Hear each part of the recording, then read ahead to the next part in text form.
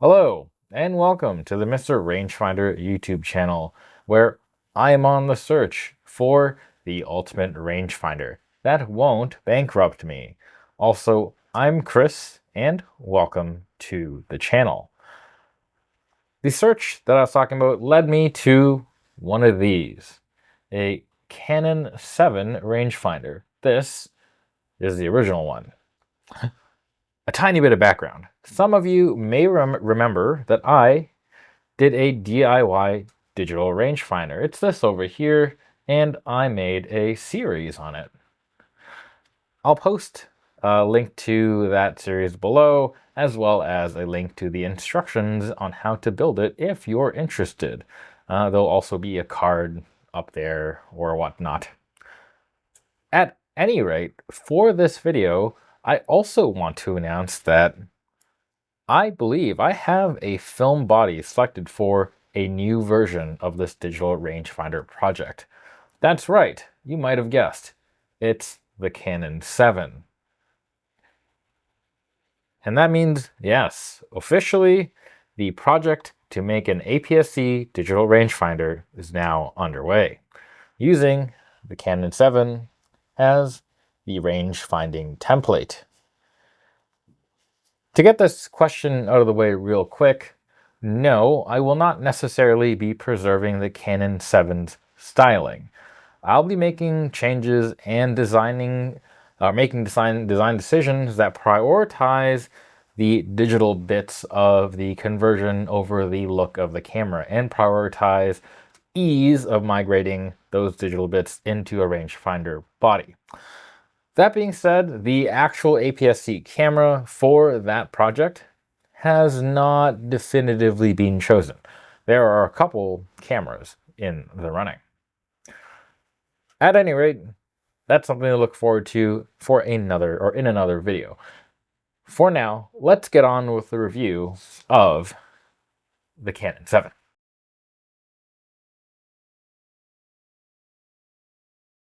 What is the Canon 7? Well, it is this here. It is a Canon rangefinder camera. It features the Leica thread mount. It is that right there, also known as the L39 mount. It also has a proprietary Canon bayonet mount that you can see over here. There's ridges on this thread mount for use with specific Canon lenses. The Canon 7 was released in 1961. It is obviously a 35mm film camera. The rangefinder on this camera has a coupling range or focusing range between 3.5 feet to infinity.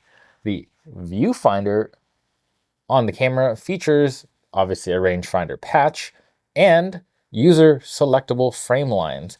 You got the choice of 35mm, 50mm, 85 to 100mm, and 135mm. It's also parallax corrected. Sweet. The shutter has T modes, B mode, and has speeds ranging from 1 second to 1/1000th of a second, and it uses a metal foil shutter. The camera features an uncoupled selenium meter that you might have noticed is this thingy over here. The readout is on the top plate right there. And you can select ISO ranges from 6 to 400 on the camera. Despite not having a hot shoe or cold shoe, the camera does have a flash port, which can mount a specifically Canon-made flash that would bayonet into this port, or you can use a PC sync cable to activate your flash sync with a flash sync speed of up to 1/60th of a second. And for that, you have to move the shutter speed dial to the X-Sync location. The camera body comes in at 620 grams, and thanks to the Canon Museum webpage, we have an MSRP from 1961, which was 47,500 yen when paired with the 50mm f1.4. That's 241,000-ish yen today, or roughly 1,530 Yank bucks, or roughly 2080 Canadian beaver dollars. Honestly, the more I review old cameras, the more it seems like modern pricing sucks.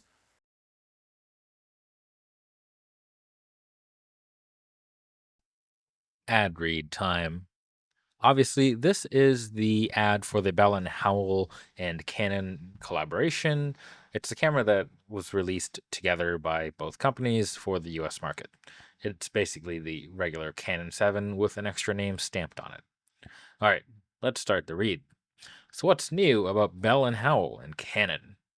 Two of the world's leading makers of photographic equipment joined to present three exciting new cameras and a concept in 35mm quality. Look at them over here. Then see them at your dealers. Rangefinder base determines rangefinder accuracy. So this camera with its 48.8mm base does the job fast and accurately. This is the new Bell & Howell Canon 7. Two of the world's most respected names in photography are proudly stamped here on top. The built-in light meter gives you a choice of two operating ranges, LV6 to 13 or LV12 to 19 at ASA 100.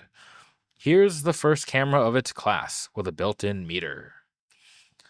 That's right, f0.95. World's fastest 35mm lens, almost sees in the dark, revolutionary 7-element design, holds razor sharpness even at full aperture.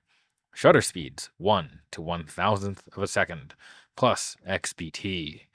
Dual mounting flange accepts thread mount or bayonet lenses. Compose your pictures the easy way. Just turn a dial as you change lenses for a parallax corrected bright line in the finder for 35, 50, 85, 100mm, and 135mm. All right, ad read over. That is pretty interesting. It just kind of goes over the specs of the camera. I guess that works.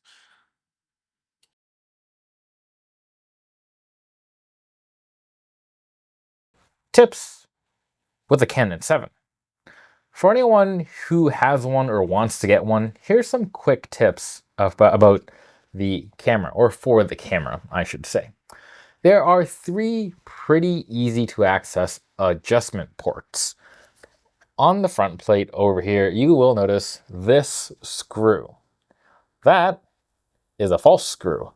Underneath that, if you remove it, is an adjustment for the rangefinder. It is the horizontal alignment, otherwise known as the focus adjustment.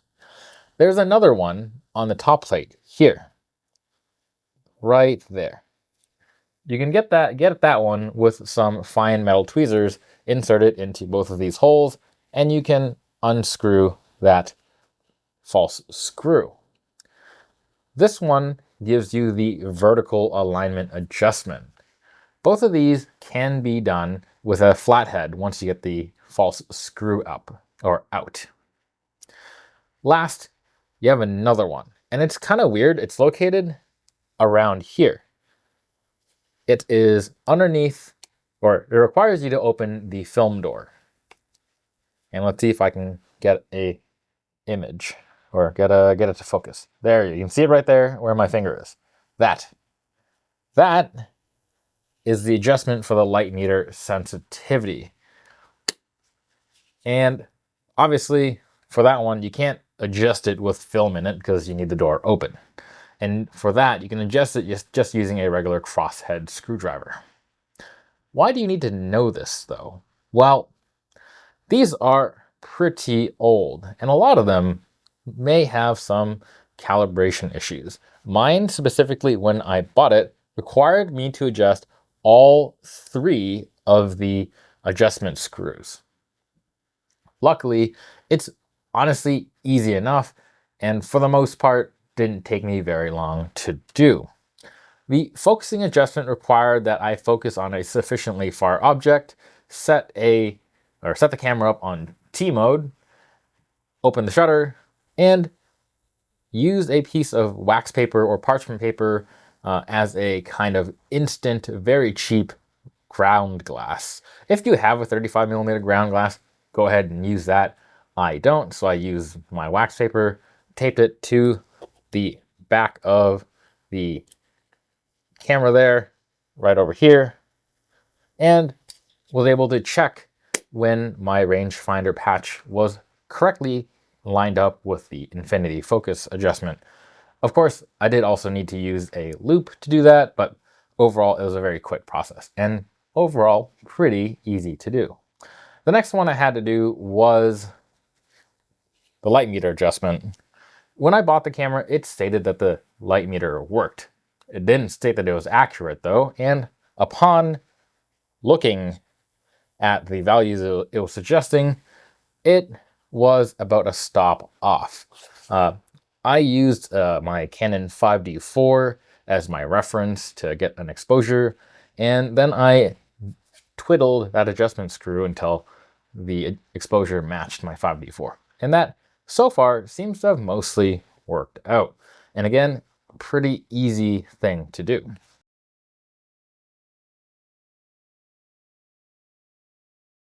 Operation and feel of the Canon 7. This camera is old school solid.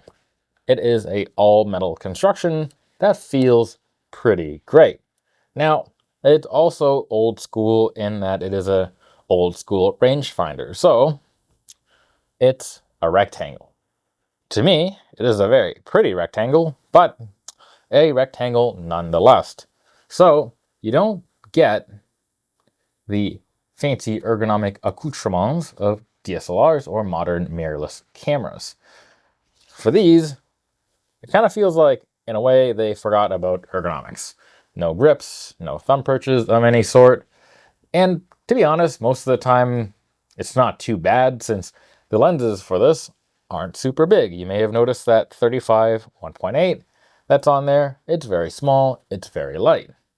But for lenses that are bigger, after some time, you will notice that there's a bit of weight dangling from your hand. Now, the camera, to me, if I were to give the feel a description, would be that if this camera feels like a Leica M3, but even more utilitarian, where the M3 has some roundedness to the styling.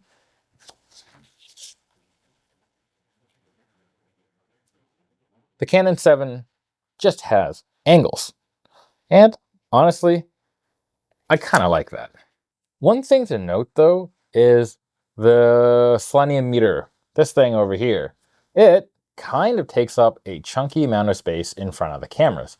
And a couple times while holding it, I realized that I had one finger partially obscuring the meter. So I had to kind of check myself and always kind of get my fingers clear of it before taking a reading from the window up there. Also, have a note that the rangefinder window here is surrounded by the selenium meter. And again, I kind of love the look of that. Maybe I'm weird. Probably. At any rate, on the front of the camera, you will notice a self-timer. This is a pretty normal feature. And you'll also notice that you have here a window right on top of the lens mount. That is the bright line projection window. And oddly enough, on the Canon 7, this is just a piece of plastic.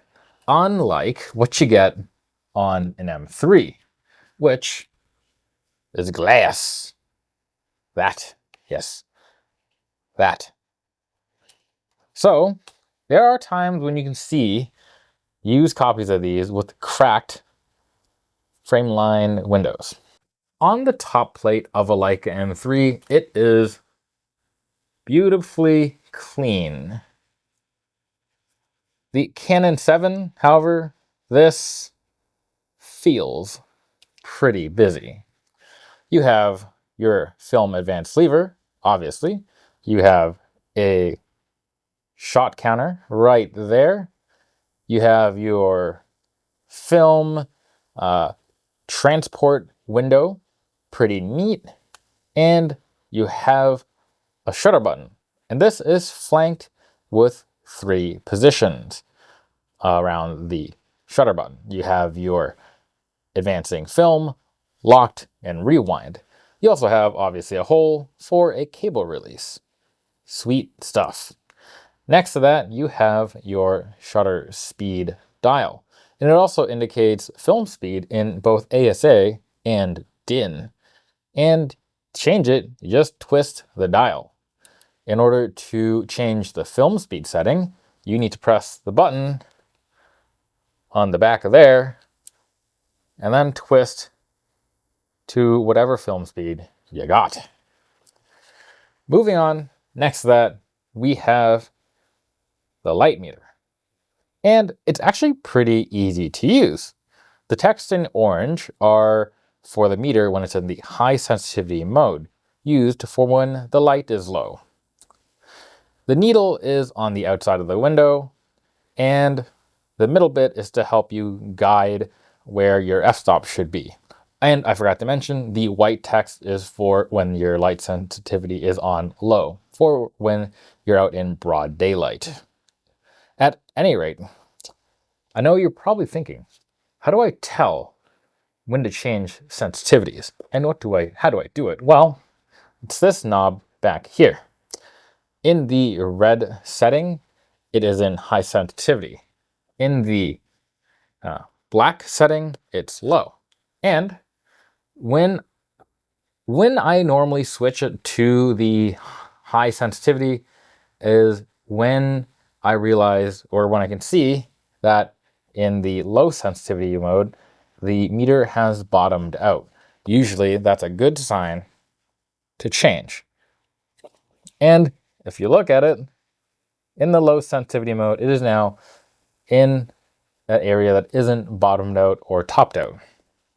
And if you're in the high sensitivity mode and are wondering if you got to change it, simply flip it to the low sensitivity mode and see if it doesn't bottom out. If it's something in the middle there, you're probably good. And if it's topped out in the high sensitivity mode, again, change to low. And if it's topped out in the low sensitivity mode, you're probably out of range. And here's one random thing. You may have noticed there is a line underneath this one here. That is your film plane indicator. That's pretty neat. Moving on, we have our frame line selector. And I love this. It's pretty neat. And as I said before, there are multiple options. 4 of them.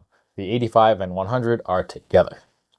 And when you look through the actual finder, it is a pretty solid system. The lines are projected, they're clear, they have parallax compensation. The focus patch is pretty reasonably sized, and mine still has pretty good contrast. And you even have a little text indicator to tell you what frame lines you're on in case you forgot which ones you set. That being said, for those of you who are wondering, no, it is not as good as the one on the M3. But to be fair, the M3 finder is exceptionally exceptional. If you haven't used the Leica one, then cool. You don't really know what you're missing. But if you have, my God, these are good. That being said, if you compare it to one of these Soviet finders, you might as well be looking through a pair of bourgeoisie opera binos when you're looking through the Canon 7. These are great, especially compared to these. Again, the Canon 7 finder is pretty nice as long as you've never tried a Leica one.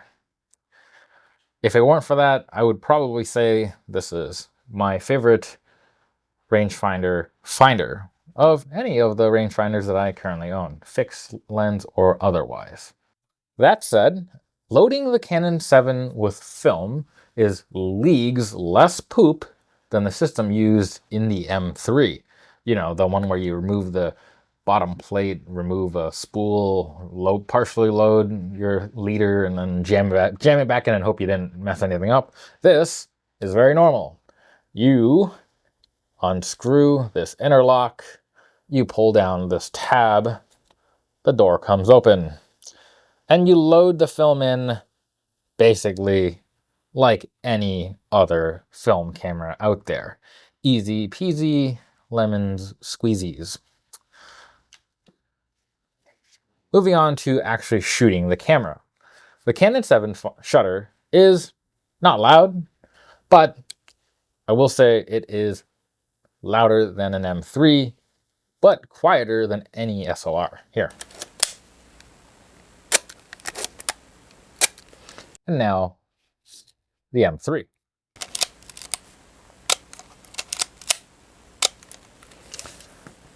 Pretty quiet.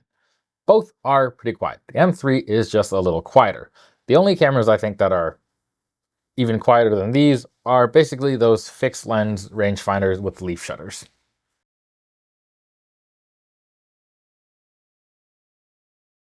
Film scanning setup. All of the sample gallery images that you're about to see were scanned on a Minolta ScanDual 4 at the maximum resolution. They were then loaded into raw therapy for some minor editing.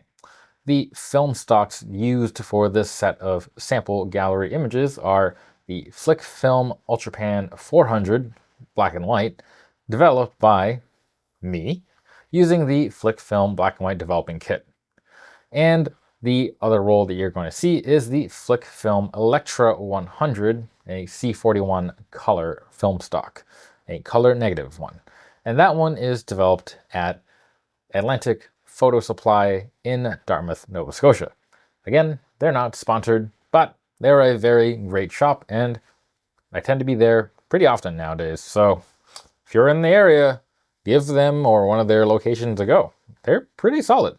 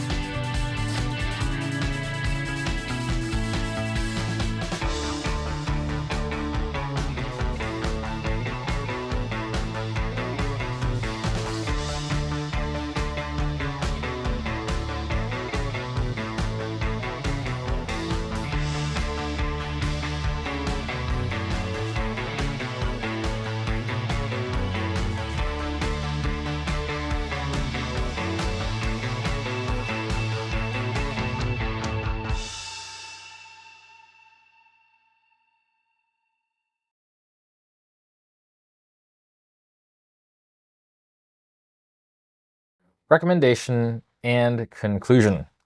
Let's start by talking cash dollars. The average going rate for the body only on the eBays, typically with alive meters and relatively good shutters, is around 120 to 170 USD. But I will say, a lot of the listings on eBay are nondescript or poorly described. Many of them also tend to have very, very inflated ratings that sound good, like excellent, plus, plus, plus, plus, plus, plus, or grade A, plus, plus, plus, turbo, super duper. But then you read the details and it'll say something like, shutter fires at all speeds except TB 1 second and 5/100th. Meter is partially active. So they're not typically great descriptions, but as long as you have a detailed look through them, you can at least generally get an idea that the camera you're going to get will probably mostly function. So barring these not great descriptions that you routinely see for these cameras, the cameras still are fairly cheap, and I think it's a great entry into a rangefinder system. And honestly, they're not that much worse described than when you buy one of these online. That being said, if you don't feel like taking the risk on one on the interweb and you want one that is confirmed working with good speeds or a perfect meter, then you're likely to have to look at a place like your KEHs or camera stores, the K, where they service the cameras beforehand. I will say you're typically going to pay a lot more money, around 300 USD plus, but no matter how you cut it, that's still cheaper than basically any film Leica. Honestly, I think it is worth getting one of these if you're interested in an interchangeable lens rangefinder. Even at the top end of the eBay listings at around $170, it is a great value and there are lots of them around. And if you are worried about your selenium meter, you can have a look at the Canon 7S, which is a model that switches out the selenium for one of the more traditional battery-powered meters that are more reliable. But that being said, aside from me needing to adjust the meter, my selenium meter still works. And if you don't care about a functioning meter and just want to use it like a meterless camera, you can save some bucks and look at buying one with a dead meter. But as I said, if you're okay with a bit of tinkering, adjusting the vertical, horizontal, and your sensitivities, then this is probably one of the best values for money. These cameras aren't as ubiquitous as the Soviet cameras, but honestly, there are still a lot of them around, and I would still suggest them over these any day of the week. The extra conveniences of the Canon 7 make this a joy to use. Joy that's not typically found on the proletariat Fed or Zorky cameras. Joys such as changing your shutter speeds whenever you want, not just not just after winding or advancing your shutter.